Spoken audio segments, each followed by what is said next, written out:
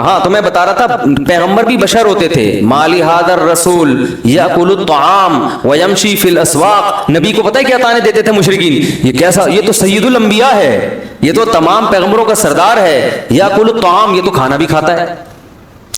ویمشی فی الاسواق، یہ تو بازار میں خریداری بھی کرتے ہیں. یہ سید الانبیاء، یہ کائنات کے سردار، یہ تو بازار میں، ان کو تو بھائی اللہ تو ان سے راضی ہے، ان کو تو گھر میں آلو پیاز ٹماٹر اور یہ ساری چیزیں گھر میں پہنچنی چاہیے نا. یہ تو اللہ سے دعا مانگے ایک دم سب کچھ آ جائے گھر میں. یہ پیغمبر ہو کے بازار میں خریداری کر رہے ہیں. لولا انزل الیہ کنز، آسمان سے خزانے کیوں نہیں اترتے ان کے اوپر؟ فرعون نے کیا تانا دیا موسیٰ علیہ السلام کو کہ میرے پاس دنیا کی ہر نعمت ہے، یہ تو غریب ہے، مسکین ہے، طاقت تو میرے پاس ہے، اگر اللہ ان سے خوش ہے تو پاور مجھے کیوں دی، ان کو کیوں نہیں دے دی اللہ نے؟ نہیں آ رہی بات. فرعون پتہ کیا کہتا تھا؟ میرے اوپر خزانے نازل ہوئے ہیں، یہ ان کے اوپر. ام انا خیر من ھذا الذی ھو مہین، جو اس قوم میں معاذ اللہ سب سے کمتر آدمی ہے، معاذ اللہ، وہ بہتر ہے یا میں بہتر ہوں؟ فلولا القی علیہ اسورۃ من ذہب، سونے کے کنگن کیوں نہیں ہے موسیٰ کے ہاتھ میں؟ یہ غریب کیوں ہیں؟ یہ غریب کیوں ہیں؟ اگر اللہ ان سے خوش ہے تو یہ اللہ سے دعا مانگے سارے خزانے ان کے پاس آ جائیں، خزانے میرے پاس اور یہ غریب. تو ہمیشہ پیغمبروں کو الزام کیا لگا ہے؟ یہ ہماری طرح کے انسان، بلکہ بعض لوگوں نے الزام لگایا معاذ اللہ یہ ہم سے بھی بدتر ہیں، معاذ اللہ.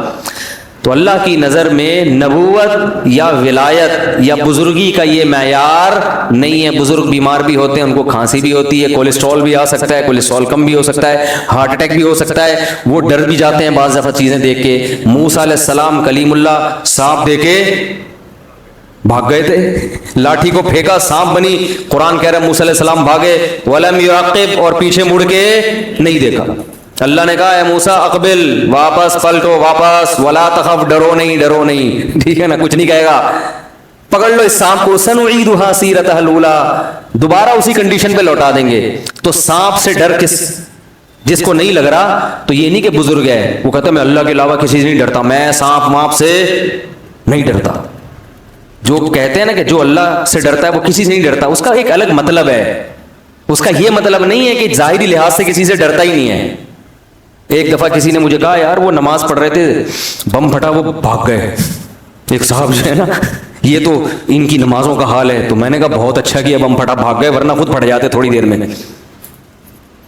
ایک دفعہ کسی نے بتایا کہ وہ کوئی بیان ہو رہا تھا، کہیں زلزلہ آیا تو وہ لوگ بیٹھے رہے، ڈرے نہیں. میں نے کہا بہت بڑے حماقت کی ہے ان لوگوں نے جو ڈرے نہیں. ان کو چاہیے ذرا سی زمین ہلے تو فوراً، اللہ نہ کرے یہاں اگر ذرا سی بھی زمین ہل گئی، دروازہ کھولنا بھائی ہے، سب سے پہلے میں بھاگوں گا انشاءاللہ، کیونکہ میں اتنا بڑا بیوقوف نہیں ہوں کہ میں چھت گرنے کا انتظار کروں. آپ کہہ سکتے ہیں تو اللہ سے نہیں ڈر رہے، مخلوق سے ڈر رہے ہیں. بھائی یہ بھی چھت بھی کون گرائے گا؟ اللہ ہی گرائے گا نا. صحیح ہے نا؟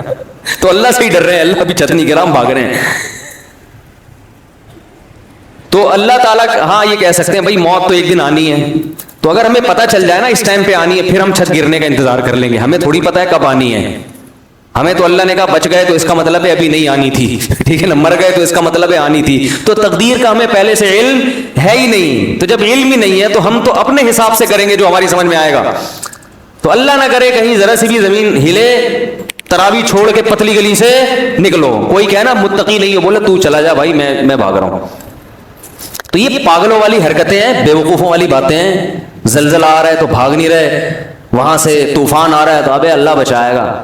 ہم جب چھوٹے بچے تھے تو سمندری طوفان کا خطرہ تھا کراچی میں ہی. بہت پرانی بات ہے، میری عمر اس وقت 8 سال ہوگی، اور اس وقت جون جولائی کے روزے ہوتے تھے. والدہ نے ہمیں سحری کے لیے اٹھائے، اٹھتے تو تھے سحری میں، کبھی آدھا روزہ رکھتے تھے کبھی پورا رکھتے تھے. تو وہ اٹھایا تو پتہ چلا کہ کراچی میں طوفان آ رہا ہے. پولیس موبائلیں جو ہے نا وہ اسپیکر لے کے گھوم رہی تھی، مائک لے کے کہ علاقہ خالی کرو. تو ہم جہاں پہلے رہا کرتے تھے وہ کچھ نسبتاً سمندر کے قریب تھا وہ ایریا.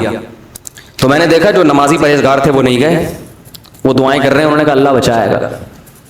تو اللہ تو بچائے گا، آپ دعائیں بھی کرو. گاڑی میں بھی دعائیں ہو سکتی ہیں، بس میں بھی ہو سکتی ہیں دعائیں، بھاگو بھی اور ساتھ ساتھ دعائیں بھی کرو. وہ تو اللہ کا ویسے ہی فضل ہو گیا کہ وہ کہیں اور چلا گیا طوفان، کراچی بچ گیا. لیکن یہ پرلے درجے کی حماقت. کہیں سمندری طوفان کا خطرہ ہو، جتنی پتلی گلیاں ہیں، صحیح ہے نا، بھاگو. ہاں بچے چھوڑ کے نہ بھاگو، بیوی بچے وہ بھی ہماری طرح کے انسان ہیں، تو پہلے ان کو بس میں بٹھاؤ، اس موقع پر توکل کیا جائے گا کہ یار پہلے ان کی جان بچانے کی فکر کرو پھر اپنی۔ اس دوران اگر شہید مر گئے تو شہادت کا اجر ملے گا کہ دیکھو اپنے بچوں کی خاطر اس نے جان دے دی۔ ایسا نہ بھاگو کہ ان کو چھوڑا اور نکل لیے، پہلے ان کو سیف سائڈ پھر خود نکلو وہاں سے، لیکن نکلو ضرور۔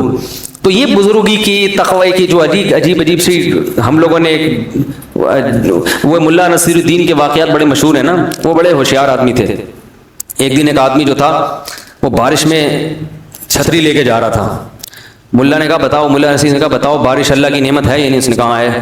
اس نے کہا اس اللہ کی نعمت سے جان چھڑا رہے ہو یار تم، ہے جگہ جگہ قرآن میں اللہ نے کہا ہے کہ یہ بارش کیا ہے؟ اللہ کی نعمت، اللہ نعمت دے رہا ہے اور تم اپنے آپ کو بچا رہے ہو۔ بیچارہ شرمندہ ہوا، چھتری ہٹا دی اس نے، تھا تو مسلمان، اب بھیگتا ہوا جا رہا، ٹھٹرتا ہوا نا، بخار ہو گیا۔ اگلے دن پھر بارش ہوئی تو ملا صاحب چھتری لے کے جا رہے ہیں۔ اس نے بولا یہ تو اللہ کی رحمت ہے، بچ کیوں رہے ہو؟ اس نے کہا میں گناہ گار، اللہ کی اس رحمت کو اپنے پاؤں سے روندوں یہ مجھ سے برداشت نہیں ہوتا، یہ پانی میرے پاؤں کے نیچے آ کے گرے ہیں، میں گناہ گار، ایسا گناہ گار، میں اس نعمت کا مستحق کہاں اس نعمت، ایسے کر کے ڈیڑھ ہوشیاری۔ تو یہ جو استثاء کے تقوی کی ترغیب دیتے ہیں نا آپ کو، یہ خود بڑے ڈیڑھ ہوشیار ہوتے ہیں، ٹھیک ہے نا؟ جیسے ہی زلزلہ آئے گا سب سے پہلے یہ فرار ہوں گے۔ تو اللہ نہ کرے کہیں زلزلہ آئے، ذرا سا بھی جھٹکا ہو، فوراً لازم ہے گھر سے باہر نکل کے گلی میں آ جاؤ، اس میں فنڈر گیری، وہاں کھڑے ہو کر دعائیں مانگو، چلتے ہوئے بھی ذکر کرو، اور بچوں کو بھی نکالو اپنے، اور بہت احتیاط کی ضرورت ہے ان چیزوں میں۔ خیر، نبی نے فرمایا جب نماز پڑھ رہے ہو اور سانپ نظر آئے تو آپ نے فرمایا نماز چھوڑ کے پہلے کیا کرو؟ سانپ کو مارو۔ ایسا بھی ہوتا ہے نماز پڑھ رہے ہیں گاؤں دیہات میں نا، بڑے خوش سانپ نظر آیا، اب وہ سانپ سب کے تقوی کا امتحان لے رہا ہوتا ہے وہ سانپ جو ہے نا تقوی کا کیا لے رہا ہوتا ہے؟ دیکھوں کون نماز توڑتا ہے، کیونکہ وہ سمجھتے ہیں کہ جو توڑے گا وہ تقوی کے خلاف۔ تو توڑ دو بھائی، نماز کے دوران کوئی بیمار ہو کے گر جائے تو نماز توڑ کے اس کو اٹھا کے فوراً ہاسپٹل لے کے جاؤ۔ تو یہ بھی ہونا چاہیے کہ فوراً نماز توڑ کے بھائی اس کو ہاسپٹل لے کے جاؤ۔ کوئی بھی مسئلہ ہو، نماز کے دوران کوئی دہشت گردی کا خطرہ ہو، خدا نخواستہ کوئی آپ کو مشکوک آدمی نظر آیا، نماز توڑ کے فوراً اس کو پکڑو پہلے جا کے، سمجھ رہے ہیں؟ امام کو نظر آیا کوئی مشکوک آدمی محراب میں، بالفرض امام کو چاہیے فوراً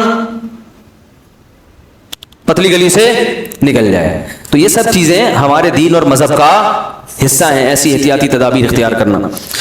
اچھا میرے بھائی، تو وہ کیا کہنے لگے؟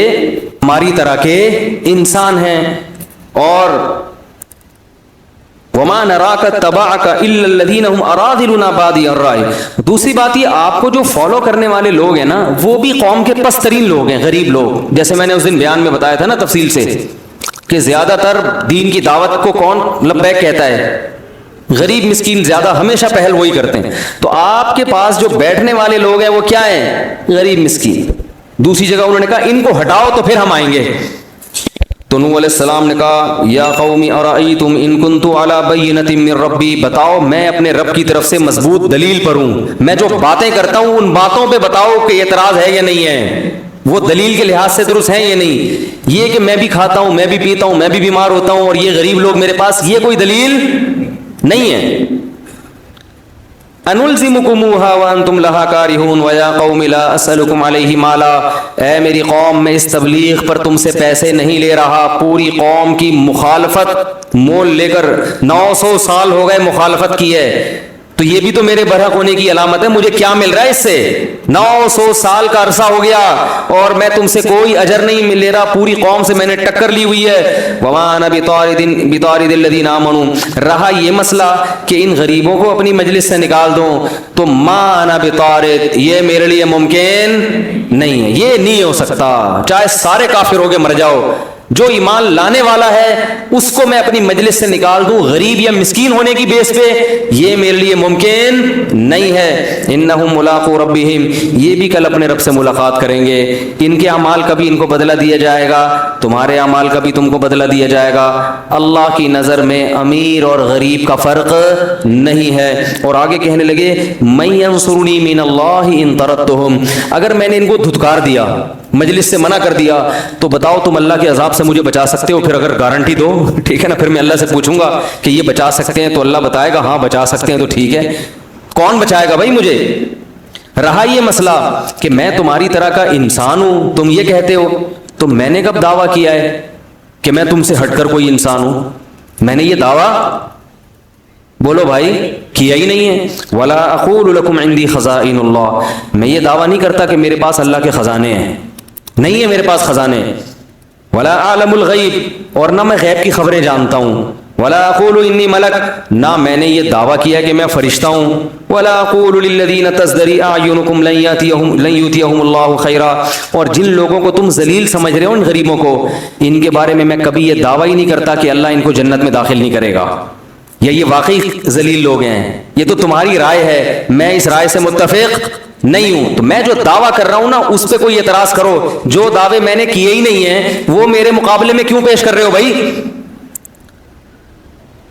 قالوا یا نوح قد جادلتنا، 950 سال جب اس اکھاڑ پچھاڑ میں گزرے ہیں نا، ہر وقت یہی باتیں ہیں، وہ یہ کہہ رہے ہیں، وہ یہ کہہ رہے ہیں، وہ یہ کہہ رہے ہیں. 950 سال جب گزر گئے تو قوم کہنے لگی قد جادلتنا فاکثرت جدالنا، اے نوح ہمارا تیرا جھگڑا بہت لمبا ہو گیا ہے اور یہ بہت طول پکڑ گیا ہے، اب اس کو ختم کر دینا چاہیے، اس جھگڑے کو، اب اس جھگڑے کو ختم کر دینا چاہیے. کیسے؟ فاتنا بما تعیدنا ان کنت من الصادقین، جس عذاب کا تو وعدہ کرتا ہے نا اب وہ عذاب لے آ. ہم تو ایمان لانے والے نہیں ہیں، تو اپنی دعوت میں لگا رہے گا، ہم انکار کرتے رہیں گے. یعنی گویا بزبان حال یہ کہنا چاہ رہے ہیں کہ آپ کا بھی ٹائم ویسٹ ہو رہا ہے اور ہمارا بھی ٹائم ویسٹ. خام خواہ کی جنگ ہے جس کا نہ کوئی سر نہ کوئی پیر. تو اب ایسا کرو کہ آر یا پار، اگر تو عذاب لے آ تو تو سچا، تو نہیں لا سکا تو اس کا مطلب معاذ اللہ تو جھوٹا ہے. نوح علیہ السلام نے کیا کہا؟ انما یاتیکم بہ اللہ ان شاء، دیکھو اللہ اگر چاہے گا تو عذاب بھی آ جائے گا. وما انتم بمعجزین، لیکن جب آئے گا تو تم اللہ کو ہرا نہیں سکو گے. ولا ينفعكم نصحي ان اردت ان انصح لكم، اور افسوس کے ساتھ کہنے لگے میں نے تمہاری خیر خواہی چاہی تھی مگر تم اپنی خیر خواہی کو پسند نہیں کر رہے. ان کان اللہ یرید ان یغویکم، اللہ نے ہی اگر تمہیں ہلاک کرنے کا ارادہ کر لیا ہے تو میں بھلا کیا کر سکتا ہوں. واوحی الی نوح، اللہ فرماتے ہیں اس کے بعد ہم نے نوح علیہ السلام کو وحی کی کہ انہ لن یؤمن من قومک الا من قد آمن، اے نوح جتنے لوگ ایمان لا چکے ہیں نا اس سے زیادہ مزید کوئی آدمی ایمان نہیں لائے گا. دیکھو عذاب ٹلا ہوا تھا اس لیے کہ اللہ کو پتا تھا کچھ لوگ اور بھی ہیں جو ایمان لائیں گے، ان کے ایمان لانے کا انتظار ہو رہا تھا. جب آخری شخص ایمان لایا ہے تو اللہ کے علم میں تھا کہ اب کوئی ایمان نہیں لائے. تو آپ دیکھو اللہ نے 950 سال تک اس آخری فرد کا بھی انتظار کیا ہے جس کے ایمان لانے کی امید ہے. اس سے پتہ چلتا ہے کہ اللہ کی نظر میں ایمان کی کتنی بڑی ویلیو ہے. یہ جو آج غیر مسلمانوں کو تانے دیتے ہیں نا، تم ترقی میں پیچھے، لوڈ شیڈنگ، IMF کے قرضے، کرپٹ حکمران، تم تیسری دنیا کے گرے پڑے نیچ لوگ، یہ ہم نیچ ہیں جس کی وجہ سے اللہ نے اس دنیا کو باقی رکھا ہوا ہے کیونکہ اللہ کا نام لیتے ہیں. حدیث میں آتا ہے جس دن جب تک ایک شخص بھی اللہ کا نام لیتا رہے گا اللہ اس کائنات کو تباہ نہیں کرے گا. جس دن وہ آخری شخص دنیا سے گیا جو اللہ اللہ کیا کرتا تھا، اللہ ان سائنسدانوں کی ترقی اور یہ IMF کی معیشت اور ان کے قرضے اور ان کی آسمان سے باتیں کرتی ہوئی ترقی کو خاطر میں نہیں لائے گا، ایک دم اس کائنات کو تباہ کر دے گا.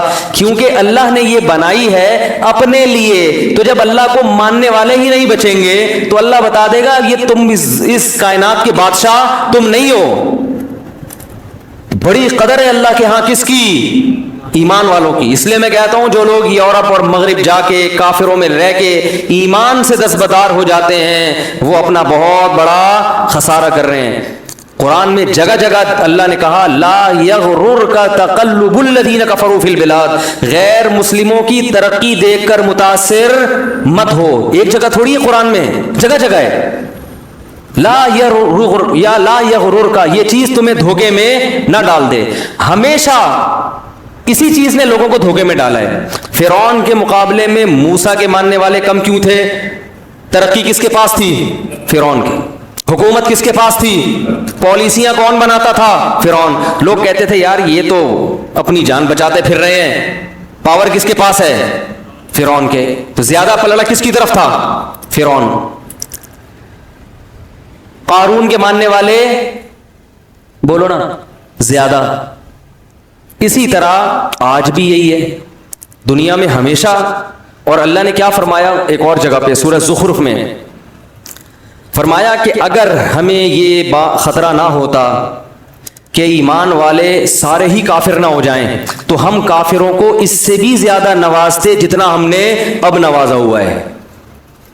वलौला अन यकून अन्नासु उम्मतन वाहिदा, सूरह ज़ुखरुफ देखें कि अगर ये खतरा ना होता कि ये जितने मुसलमान हैं ना सारे काफिर हो जाएंगे, यानी बड़ी आजमाइश में पड़ जाएंगे, तो फिर हम क्या करते? लजअलना लिमन यकफुरु बिर्रहमान, जो लोग रहमान का इनकार करते हैं, अल्लाह को नहीं मानते, अल्लाह की नहीं मानते, तो हम क्या करते? लिबुयूतिहिम सुक़ुफ़म मिन फ़िज़्ज़ा, इनके घरों की छतें चांदी की होती।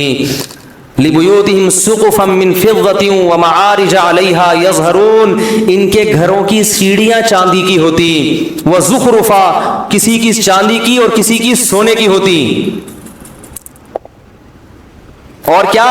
लिबुयूतिहिम सुक़ुफ़म मिन फ़िज़्ज़तिन व मआरिज अलैहा यज़हरून व लिबुयूतिहिम अबवाबा, इनके घरों के दरवाजे सोने और चांदी के होते।